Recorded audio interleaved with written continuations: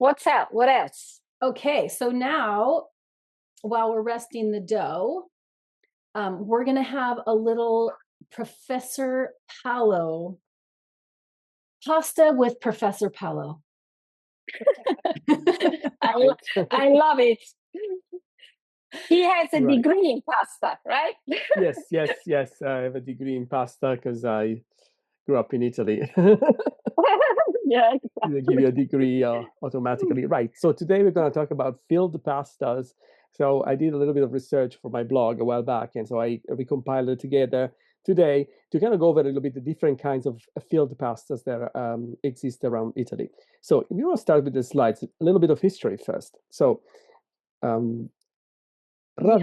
We're going to talk about ravioli. Ravioli is for many Italians is a generic term referring to all kind of filled pasta. I don't know if it's the same for you, Chicca, but in the north we refer to ravioli pretty much all kinds of filled pasta, but they're also their own things. So historically, ravioli go back to when we started making pies. So the idea is why torte were in the Middle Ages the name that was given to a pie. And back then, the pie crust was not eaten. It was very hard, and it was used as a vessel in which to cook the filling, which was the interesting bit.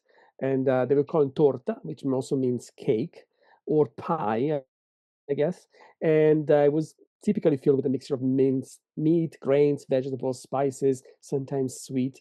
And it was again placed into a bread oven, and the shell was more to protect the ingredients and allow them to cook and not just burn into very hot ovens.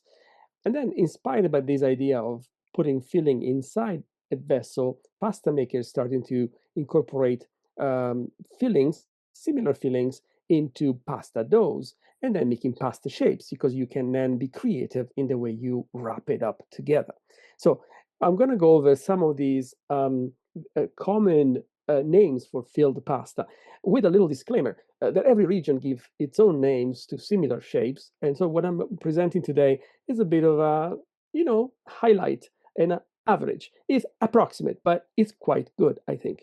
Let's go to the next page. So let's start with more technical difficult. Oh, here you go. Ravioli. Ravioli, if you want to translate the name, it can be reconducted to be small wraps, revolving ravioli wraps. And all of Italy calls them ravioli, and it may look like that, or may look, it's also a generic name for any kind of filled pasta, as I said. In Naples, and Chicca, correct me if I'm wrong here, I'm quoting some sources I found. You typically fill ravioli with ricotta, parmigiano, parsley, and egg, and then you serve them with tomato sauce. Is that right? Yes. Yes. Sì. They can also be called, the next slide, the same shape, may also be called tortelli in northern Italy. A famous tortelli is the one with zucca, with pumpkin, breadcrumbs, and ground amaretti cookies, and an egg, parmigiano as well. And they're typically served with butter and sage, but they can also be served with honey and be really sweet. So this is tortelli. A little comment, this picture there is made by me by making them in foam with a layer of foam. They're actually really big, like pillows, and then taking pictures of them. So you'll see more what I mean in the next few slides. Okay, so these are tortelli, small pies. Another name is Anolini. Anolini from rings, annulus. So these are from how they call them in Parma and Piacenza. They are like 1.5 inches in diameter. They're cut with a circular pasta cutter. I have a picture there. And they're typically filled with meat and served in broth or with a beef ragu.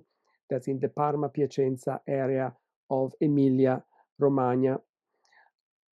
And then next one is Casoncelli, which translates into little caskets, also from Lombardy, Val Camonica, Bergamo, Brescia. I give diameter, but you can imagine that's the actually diagonal. That's the largest dimension, 1.5 inches. And in Bergamo, they fill them with veal, sausage, raisins, spices, parmigiano, breadcrumbs, and they're typically served with butter and sage. There's half moons. Just, you can tell how they're made simply by folding a circle in half. Pansotti. Pansotti is a funny name from Liguria. It means big bellies. in dialect. About 2 inches is the diagonal there. In Genoa, they fill them with ricotta, parmigiano, endive, turnip, and garlic, and then serve with walnut milk and bread sauce. Sounds interesting. I don't think I've ever had them that way. Pansotti. And now on to Agnolotti. Yeah, I don't know what it stands for. It's another maybe ring alteration from Piedmont. And Yeah. they're typically, yes, you know them, typically filled with braised beef, ham, spinach, parmigiano and egg, served with a beef gravy and butter, maybe, or parmigiano. And the one in the picture has those pinched folds and pleats. And when they have those pleats, they're called alplin in Turin. And I actually had them. Very nice. You can find videos of how they're made. Cappelletti. Cappelletti is funny because the name means small hats. They're from Romagna, more specific than Emilia-Romagna, the eastern part of Emilia-Romagna. And yes, they're quite small, about 1 inch, filled with generally meat, pork, veal, prosciutto, but you can find vegetarian versions too. And then they're typically served in broth, chicken broth. Yes, interesting how they're made. Maybe we'll have I don't know if you have a class already, Chicca, on Cappelletti and Tortellini. We did tortellini, very similar. Great. Yeah. Yes, very similar.